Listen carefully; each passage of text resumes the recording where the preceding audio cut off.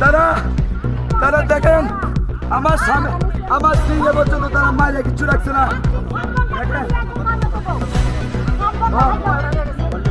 এই দেখেন এই দেখেন তারা এই দেখেন তারা সবাই দলবদ্ধ হয়ে দাঁড়িয়ে আছে। এই দেখেন কৃষ্ণদন দেবনাথ ওরা সবাই মিলে আমার দাদা এবং বাবার উপর অত্যাচার করেছে।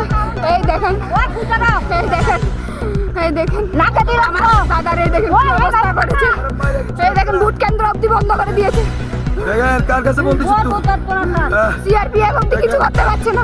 ওরা এমন একটা দুর্নীতিবাদ রাজনীতি শুরু করেছে ওদের উপর এখন কেউ কথা বলতে পারছে না। এমনকি সিআরপিএফও পাচ্ছে না। ওরা এমন একটা লাঠি নিয়ে আসছে, ওরা রড টড যা আছে সব কিছু নিয়ে আসছে। ও আমরা একটা সুনির্দিষ্ট বিচার চাই। আপনারা এই বলেন এভাবে কি একটা দেশে থাকা যায়? বলুন আপনারা বিচার করুন। আপনাদের হাতে সব দেখেন দত্ত মানতে দিয়েছে এই গণতন্ত্র কালকে রাতে থেকে তারা একটা প্রশাসন তাদের উপর